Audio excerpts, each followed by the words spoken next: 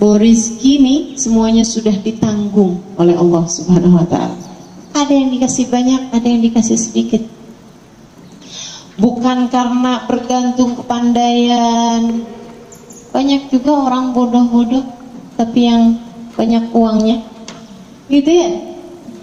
Bukan banyak juga orang pandai-pandai tapi tidak banyak hartanya. Kalau bicara mengenai harta, ala kulli hal semuanya sudah diaturkan oleh Allah Subhanahu wa Ta'ala.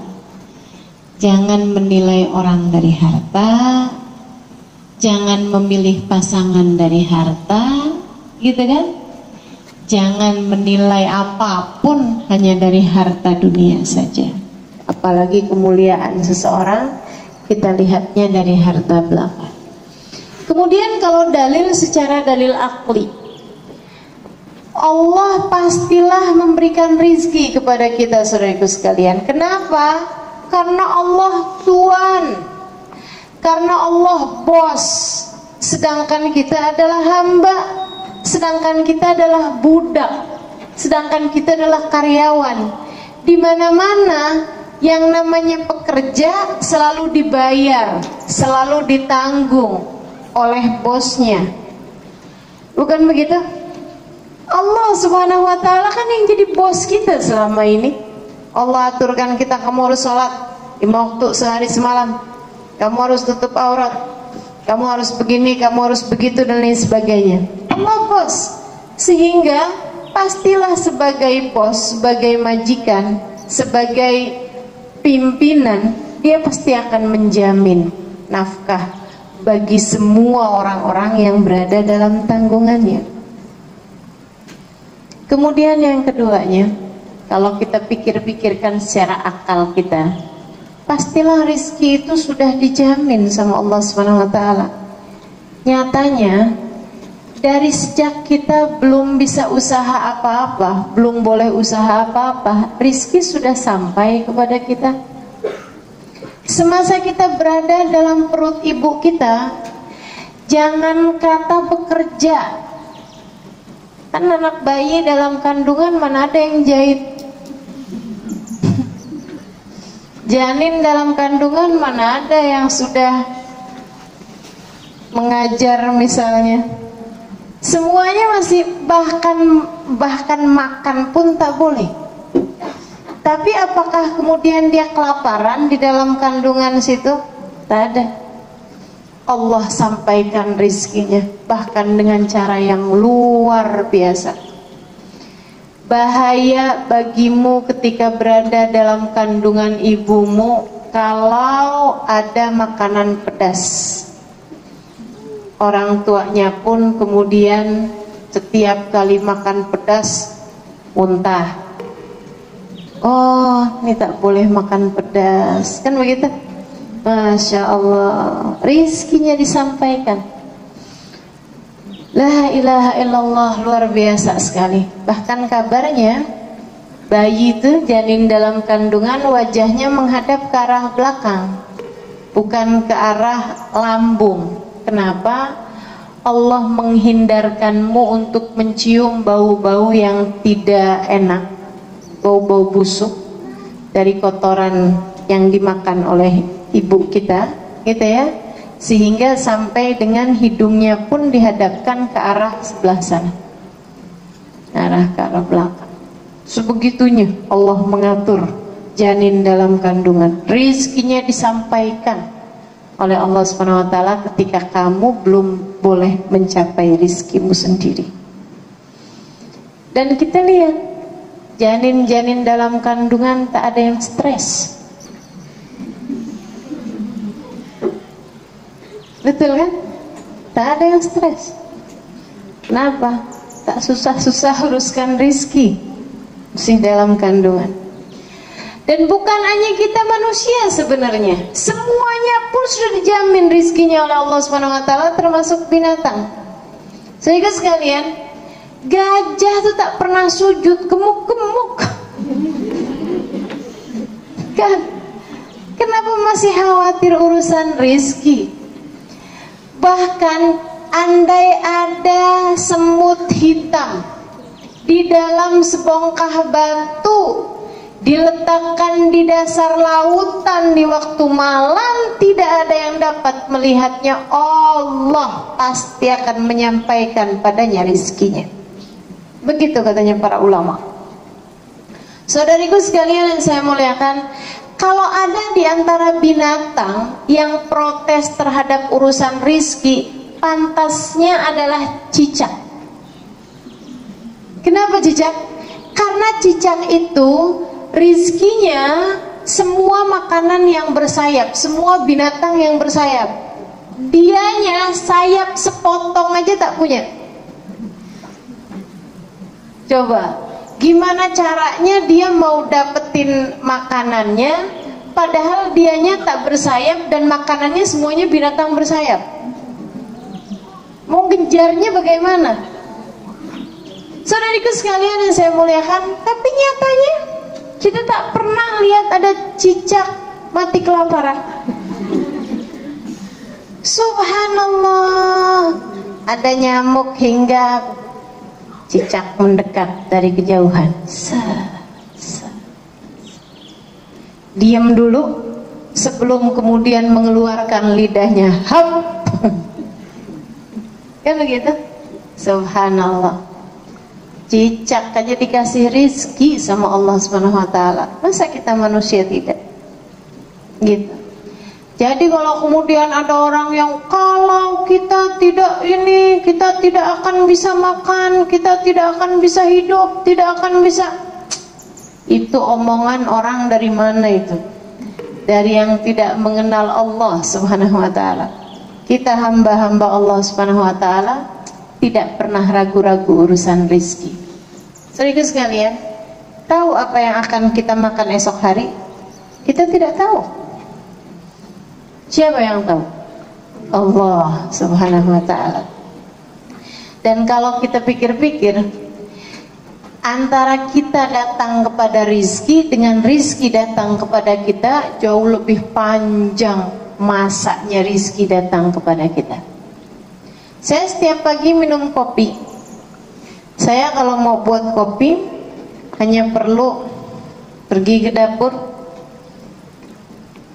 jerang air, gedihkan air panas, kemudian tuang kopi, tuang gula, kemudian tuang air panas, kemudian tak sampai 5 menit saya pun sudah menikmati segelas kopi hangat di meja makan. Bukan begitu? Tak sampai 5 menit, saudariku sekalian yang saya muliakan. Tapi sekarang coba bayangkan berapa lama kopi tersebut sampai kepada saya. Sebelum di rumah saya, kopinya berapa lama di kedai. Ini baru bicara kopi, belum bicara gula. Gitu, baru bicara kopi nih. Sebelum di kedai itu berapa lama dianya ada di pabrik. Sebelum di pabrik tuh berapa lama dianya ada di ladang. Subhanallah. Siapa yang kemudian menjadikannya tumbuh di atas muka bumi? Kemudian diambil berapa lama, berapa tangan yang diperlukan, berapa masa, berapa proses yang didatangkan sampai kemudian terhidang di meja makan saya. Saudariku sekalian yang saya muliakan, saya hanya perlu 5 menit kepada rizki tersebut. Akan tapi rizki itu sampai kepada saya memerlukan waktu bahkan bertahun-tahun lamanya. Maka sebenarnya bukan kita datang kepada rizki, tapi rizki yang datang kepada kita. Begitu masalahnya. Hanya keraguan-raguan di hati kita yang terus-terusan kita pelihara. Karenanya teman-teman saya sekalian, jangan ragu-ragu. Dah, jangan ragu-ragu. Hilangkan segala keraguanmu.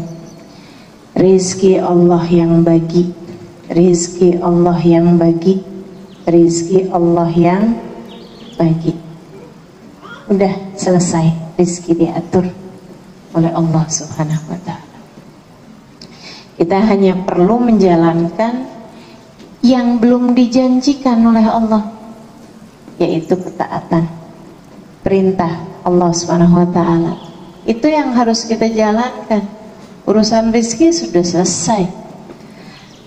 Jadi semuanya adalah ketetapan dari Allah Subhanahu wa taala, termasuk urusan jodoh.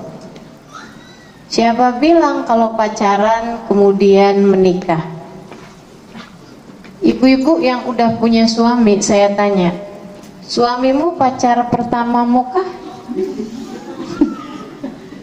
Tak ada yang mau jawab. Nah, suamimu pacar pertamamu kah? Bukan. Bukan ya? Bukan pacar pertama, artinya pacar kedua, pacar ketiga, atau malah bukan pacar. Bukan pacar katanya. Ya, masing-masing ya, macam-macam. Tapi subhanallah, yang udah pacaran lama kemudian tak jadi menikah ada, yang udah siap-siap bahkan udah sewa gedungnya batal nikah ada, kan begitu? Semuanya adalah ketetapan Allah Subhanahu wa taala semuanya. Yang diperlukan terus bagaimana kalau sudah semuanya ketetapan dari Allah, kita diam aja gitu? Oh bukan. Bukan berarti kita diam, silahkan berikhtiar. Apa ikhtiarnya? Urusan mana dulu nih? Kita mau bahas urusan rizki. Apa ikhtiarnya untuk mendapatkan rizki itu? Untuk mendapatkan rizki bukan asal rizki. Karena semua yang datang pada kita itu pada manusia itu namanya rizki. Tapi itu dibagi, ada rizkon halalan, ada rizkon haraman. Ada rizki yang halal, ada rizki yang haram. Yang diperintahkan oleh Allah Subhanahu wa taala adalah menjemput rizki yang halal dengan cara yang halal. Jadi rizkinya dah diatur, hanya saja kamu diperintahkan oleh Allah Subhanahu wa taala untuk menjemputnya dengan cara yang halal. Bagaimana cara yang halal? Bekerja dengan cara yang halal, kan begitu? Kemudian lagi tidak ada hati yang tersakiti. Caranya bekerjanya juga pekerjaan-pekerjaan yang halal. Enggak usah khawatir saudariku sekalian. Sekali lagi rizkinya sudah diatur sama Allah. Jadi dalam bekerjanya tuh jangan khawatir. Saya punya kawan, dia penjahit, biasa menjahitkan baju-baju orang-orang pesta-pesta gitu, yang tidak jelas mana yang ditutup, mana yang dibuka. Saya kadang-kadang heran, ustazah, orang tuh minta jahitin sama saya baju setali. Satu tali aja. Habis satu tali itu belakangnya pun juga bolong juga gitu. Jadi ini saya nggak jelasnya yang ditutup yang mana ini. Baju ini nutup bagian yang mana gitu. Dia kemudian tanya sama saya, bagaimana menurut ustazah? Saya bilang, kamu harus kuat hati. Menjahitlah, tapi khusus busana muslimah. Saya ikut dosa ya ustazah kalau saya bikinin baju yang terbuka? Iya, saya bilang. Iya, tentu saja. Walaupun kamu hanya sekedar menjahitkan, tapi tiap kali dia pakai, tiap kali dia dosa. Astagfirullah, banyaknya dosa saya nih ustazah. Saya bilang iya, makanya mulai sekarang udah tetepin aja. Baik ustazah. Tapi nanti pelanggan saya ustazah semuanya baju yang seperti itu. Hanya sedikit aja pelanggan yang menjahitkan baju muslimah. Saya bilang itu dia. Allah tuh udah atur semua rizki. Allah udah jaminkan semua rizki. Bismillah, dia bilang. Kalau gitu modelnya bismillah. Dia pun memutuskan untuk tidak menerima jahitan kecuali yang muslimah. Orang-orang pada marah sama dia, pelanggan-pelanggannya, sampai dengan yang udah oke, saya tambahkan ongkosnya, upahnya, jahitnya berapa kali lipat yang kamu mau, sampai begitu. Dan dia tetap tolak. saya tak mau banyak dosa. Kata ustazah, nanti tiap kali dipakai saya ikut dosa juga. Saya tak mau lagi. Subhanallah, dalam beberapa waktu memang agak berkurang pendapatannya, tapi sesudah itu, subhanallah, semakin banyak, semakin banyak, semakin banyak. Ya Allah ustazah, emang betul ya ustazah, semuanya memang sudah ditetapkan Allah SWT. Kita hanya perlu untuk menjemputnya dengan cara yang halal, dengan cara yang baik, dengan cara yang takwa.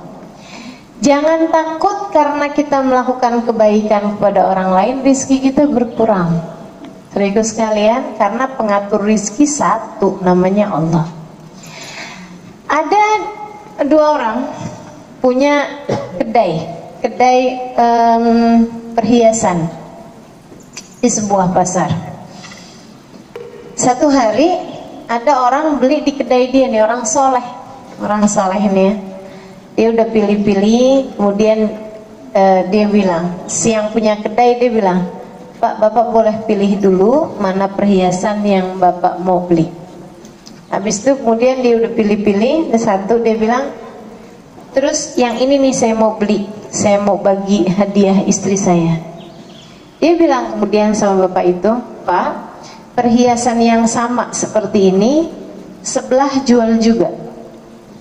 Jadi bapak jangan beli sama saya, beli aja sama sebelah.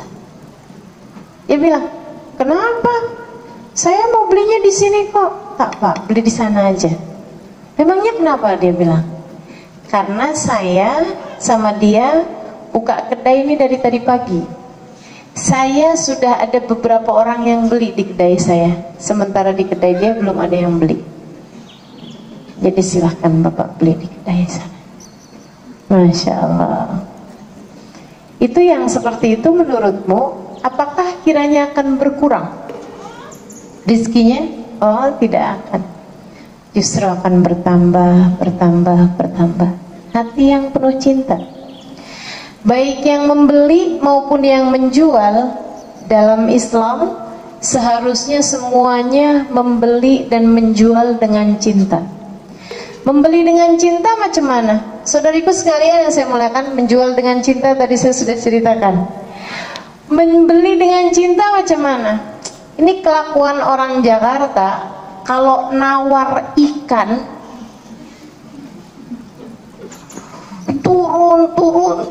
turun, ya Allah, luar biasa sekali. Berapa Pak jual ikannya Pak?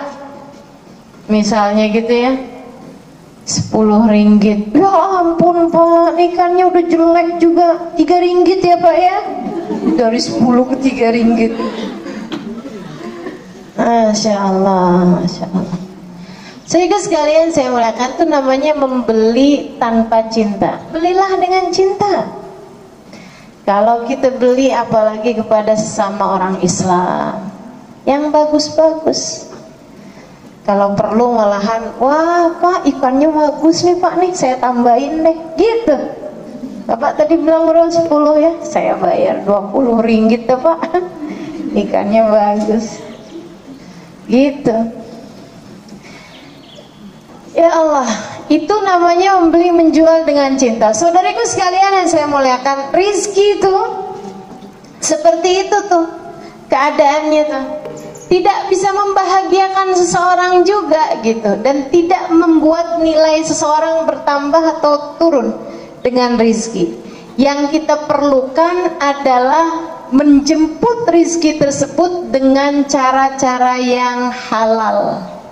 Allah ketika menceritakan para ahlinya, para kekasih-kekasihnya, Allah menceritakan dengan ucapan rijalun la tulhihim tijaratun wala bay'un an dzikrillah.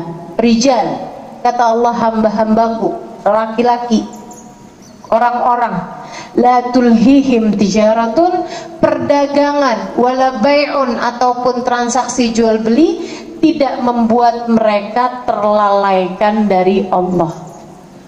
Jadi silahkan bekerja, silahkan jemput dengan cara yang halal, tapi jangan sampai tersibukkan dengan hal tersebut. Kalau kita bekerjanya dengan cara yang halal, apalagi kemudian bermuamalahnya dengan cinta seperti yang tadi saya sampaikan, bertakwa dalam usaha kita itu, maka usaha kita tuh bernilai ibadah di mata Allah.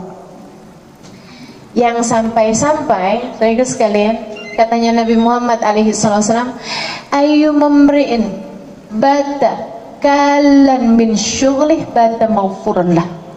Kalau ada seorang laki-laki atau seorang perempuan, dia tertidur malam dalam keadaan lelah karena bekerja seharian untuk memberikan nafkah bagi keluarganya, untuk menjemput rizki bagi keluarganya dengan cara-cara yang halal, dengan cara yang baik, dan tidak membuatnya meninggalkan sholat sunnah, meninggalkan ibadahnya dan lain sebagainya.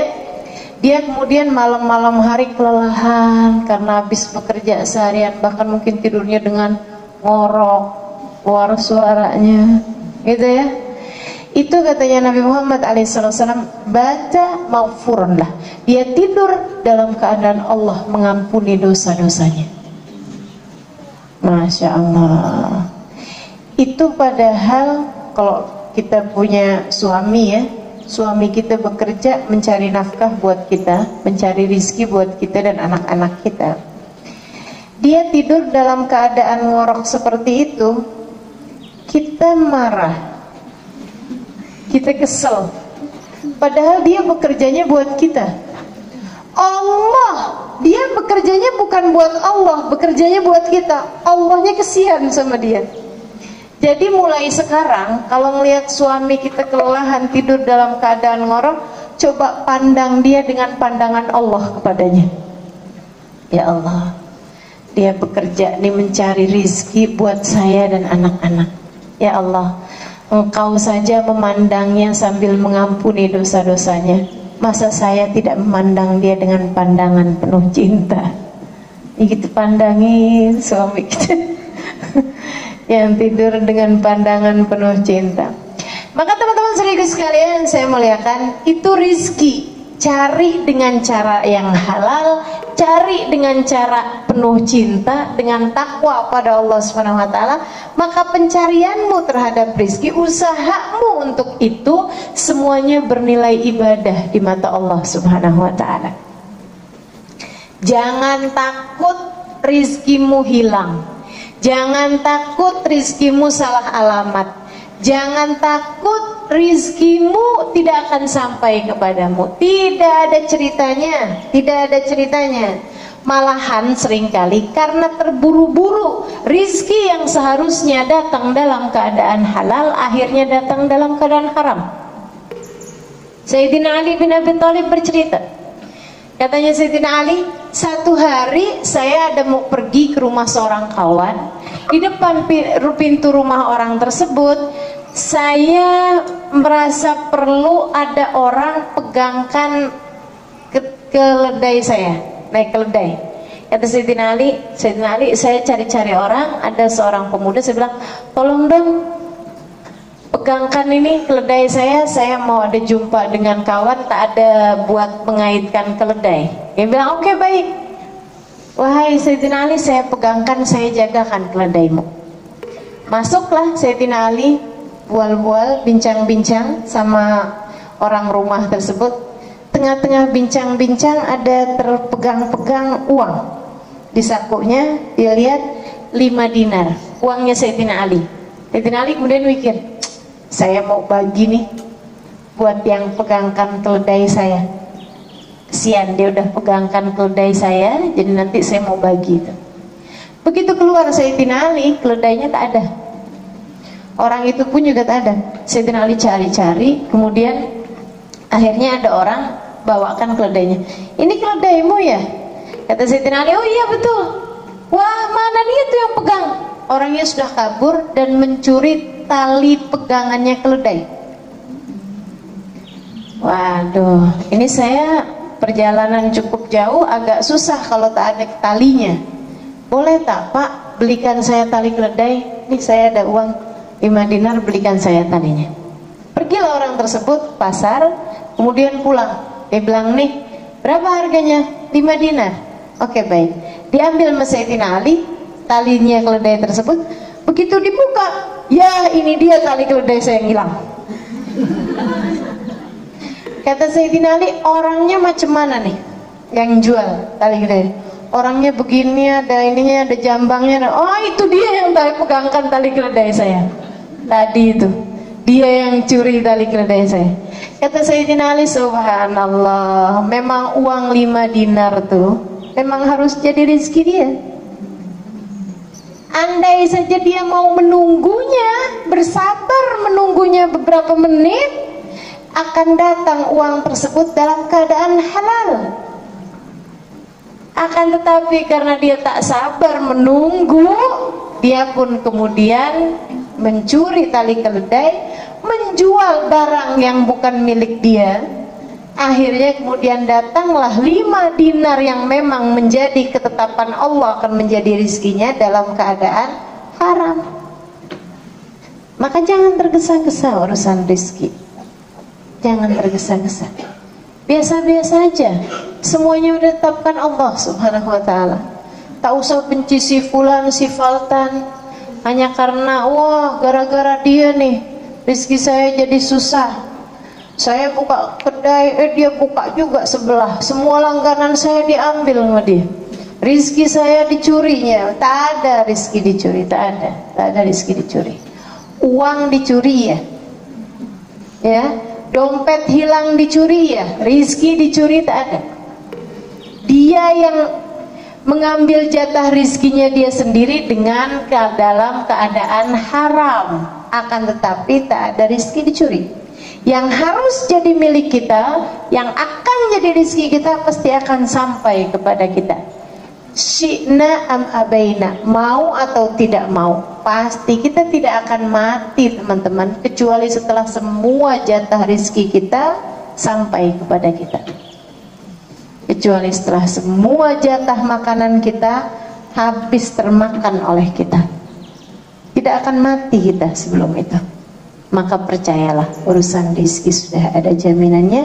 Kita hanya perlu mencarinya dalam keadaan halal, dengan cara yang penuh takwa kepada Allah SWT.